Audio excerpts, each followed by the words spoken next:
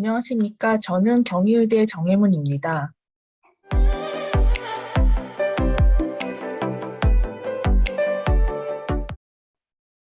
오늘 제가 말씀드릴 내용은 증례로 알아보는 심부전 환자의 최신 진료 지침에 대해서 말씀드리겠습니다. 심부전의 정의는 심장의 기능적 구조적 이상으로 심실의 혈액 충만 또는 심실의 혈액 박출 이상으로 말초 기관에 필요한 만큼의 산소가 전달되지 못하고 우열 또는 피로 등으로 발현하는 임상 증후군을 말합니다. 심부전은 이벤트 후의 심근의 손상으로 심근세포가 소실되거나 또는 심근이 힘을 생성하는 것이 손상되어서 심장의 비정상적인 수축이 진행하는 병입니다. 이런 인덱스 이벤트는 심근경색근과 같이 갑자기 시작되는 이벤트일 수도 있고 혈력학적으로 프레셔 또는 볼륨 오버로드에 의해 또는 여러 가지 심근증으로 인할 수도 있습니다. 원인이 무엇이든 간에 이런 이벤트들은 심장의 펌핑을 저하시키고 여러 가지 보상 기전이 활성화가 되어서 소듐 리텐션, 플루이드 오버로드가 유발되고 이런 상태가 지속되면 결국 LV 리모델링이 진행되고 심부전이 더 심해집니다. 심부전의 분류는 다음과 같이 이루어집니다. 심부전은 좌심실 수축 기능에 따라서 크게 세 가지로 분류할 수가 있는데요. 좌심실 수축 기능을 평가하는 대표적인 지표인 이젝션 프랙션, 즉 EF가 저하된 heart failure with reduced EF, 그리고 EF가 보존된 heart failure with preserved EF, 그 중간 범위의 EF를 갖는 heart failure with mid-range EF라고 과거 가이드라인에 분류가 되었는데 업데이트된 가이드라인에서는 mildly reduced EF로 변경이 되었습니다. 이 reduced EF와 mildly reduced EF 핫펠리어가 같은 패소피지올로지를 갖는다는 점에서 용어가 이렇게 약간의 변경이 있었고요. 이전에는 BNP 상승, 구조적 심질환, 이완기능 장애 등의 동반 여부가 크라이테리아에 들어갔는데 이제는 EF가 41에서 49% 사이로 측정이 된다면 이런 조건을 충족시키지 않아도 mildly reduced EF 핫펠리어로 분류를 하게 되었습니다. 만성심부전의 진단 과정을 보시면 핫펠리어의 리스크 팩터, 심톰, 사인, 그리고 심전도 이상 소견 등을 고려하여서 의심이 될 경우 NT-프로BNP 또는 BNP 레벨을 측정해서 상승해 있을 경우 또는 그렇지 않더라도 심부전이 강하게 의심되는 경우에는 심초음파 검사를 시행해서 심장의 구조적 질환 여부를 확인하고 좌심실 수축 기능에 따라서 분류를 하게 됩니다. 급성 심부전의 진단 과정도 환자 히스토리, 사인, 심톰 등으로 심부전이 의심될 경우 심전도 엑스레이 및 기본 심초음파 등의 검사를 시행하고 BNP 레벨을 측정하여 진단을 하게 됩니다. 예시 케이스를 보면서 심부전 진단 및 치료 과정 살펴보겠습니다. 환자는 72세의 남자이고 특이 과거력은 없고 1주 전부터 악화된 니아클래스 3의 디스미아로 내원하였습니다. 이니셜 BP는 115에 91mm 머큐리, 하트레이트는 98 bpm이었고 EKG 상으로는 분당 100회 이상의 RR 인터벌이 이레귤러한 AP 소견을 보였고 엑스레이에서는 카디오메갈리와 펄모너리 컨제션이 관찰되었습니다. 심부전 의심 하에 측정한 NT-프로BNP 값은 4,700으로 상승되어 있었습니다. 구조적 심질환 및 좌심실 수축 기능 평가를 위해서 시행한 심초음파에서는 좌우 심방 모두가 커져 있고 좌심실 확장 그리고 좌심실 수축 기능인 LVEF가 30% 미만으로 저하된 양상이었고 펑셔널 MR과 TR 벨로시티가 상승된 소견을 볼 수가 있었습니다. 급성 심부전에서 컨제션 및 플루이드 오버로드 소견이 있는 경우에는 루프 다이우레틱스를 투약하여서 컨제션을 우선적으로 경감시키도록 권고되고 있습니다. 이 환자의 치료 과정을 살펴보겠습니다. 환자는 디컨제션을 위해서 IV 프로세마이드를 처음에 투약을 하였습니다. 다이우레틱스는 증상 개선을 위해서 플루이드 오버로드에 심톰, 사인이 있는 모든 환자에서 투약하여야 한다고 권고가 되고 있습니다. 컨제션이 일단 경감된 후에는 심부전의 메디컬 세라피 옵티미제이션으로 진행을 하게 됩니다.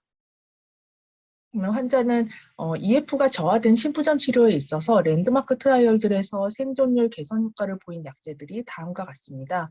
이 환자에서도 스피로노락톤, 라미프릴, 비소프롤로를 투약을 하였습니다. 심부전 환자에서는 심파스틱 너브 시스템 및 라스 시스템이 액티베이션 되어 있어서 이를 억제하는 베타 블로커, 에이스 이니비터, ARB, MRA를 투약하고 또한 바소 다일레이션 이펙트를 갖는 나트리우레틱 펩타이드 시스템을 오그멘테이션 시키는 네프릴라이신 이니비터와 ARB 제제가 결합된 사크비트릴 발살탄, 즉 아르니 제제를 투약할 수가 있습니다. 현재 가이드라인에서도 다음과 같이 에이스 이니비터, 베타 브로커, MRA를 클래스 1으로 투약하도록 권고하고 있고 SGLT2 이니비터에 대한 최근 연구 결과들을 반영하여서 다파글리플로진, 엠파글리플로진도 퍼스트라인 약제로 권고하고 있습니다. 또한 이번 가이드라인에서는 아르니를 에이스 이니비터를 대체하여 퍼스트라인으로 투약할 수 있다고 권고를 하고 있습니다. 아르니가 가이드라인에 등장하게 된 가장 중요한 연구가 패러다임 핫페일리어 연구입니다. EF가 저하된 만성 심부전 환자에서 아르니가 NRF 대비 프라이머리 아웃컴인 카디오베스큘라 데스 또는 핫페일리어 어드미션을 20% 감소시킨 결과를 보여주었습니다. 또한 심부전 환자에서 SGLT2 이니비터의 효과를 연구한 결과는 다파글리플로진이 먼저 발표가 되었습니다. LVEF가 40% 이하인 환자들을 대상으로 하였고 플라시보 대비 다파글리플로진 투약분에서 프라이머리 아웃컴을 26% 감소시켰습니다. 엠파글리플로진도 비슷한 결과를 보여주었고 프라이머리 아웃컴을 25% 감소시킨 것을 볼 수가 있었습니다. 다음으로 세컨드라인 약제를 살펴보면은 ARB는 에이스 이니비터나 아르니에 톨러러블하지 않은 경우 세컨라인으로 투약하도록 권고되고 있고 퍼스트라인 약제 투약에도 EF가 35% 이하이고 사이너스 리듬, 하트레이트 70 bpm 이상인 경우에는 뻔히 채널 블로커인 이바블라딘을 투약하도록 권고하고 있습니다. 해프레프에서는 앞서 언급한 4가지 약제 모두 퍼스트라인으로 투약하도록 클래스 1 인디케이션으로 권고가 되고 있고 플루이드 리텐션이 있는 경우 다이ure틱스도 여기서 보다시피 퍼스트라인으로 권고되고 있습니다. 이런 약물 치료에도 EF가 지속적으로 35% 이하로 저하된 경우 서든 카디악 데스 프리벤션을 위해서 ICD 임플란테이션을 고려해야 하고 LBBB 또는 논 LBBB여도 QRS 와이드닝이 있는 경우 CRT를 고려하여야 합니다. 여기서 베타 블로커에 대해서 잠깐 살펴보겠습니다. 베타 블로커는 해프레프에서 클래스 1으로 권고되는 약제인데요. 급성 심부전에서는 혈력학적으로 안정된 후에 투약하도록 권고되고 있습니다. 또한 핫벨리어에서 APB 있는 서브그룹에서는 이런 베타 블로커가 어드미션이나 모타빌리티에 베네핏이 없었다는 레트로스펙티브 스터디들이 보고들이 있어서 논란이 좀 있는데 그렇다고 리스크를 증가시키지는 않았기 때문에 현재 가이드라인에서는 사이너스 리듬일 때와 AFib을 나누어서 FREF에서 권고 수준을 달리하고 있지는 않습니다. 또한 핫벨러가 있는 AFib에서는 레이트 컨트롤을 위해서 베타 블로커 투약이 클래스 2A로 권고되고 있습니다. 핫벨리어에서 APB 동반된 경우 가이드라인을 살펴보시면 우선 엠볼릭 이벤트 예방을 위해서 안티코아글레이션을 해야 되고 트리거가 된 요인을 찾아 치료하고 이런 환자들에서도 마찬가지로 심부전의 약제를 옵티미제이션 하여야 합니다.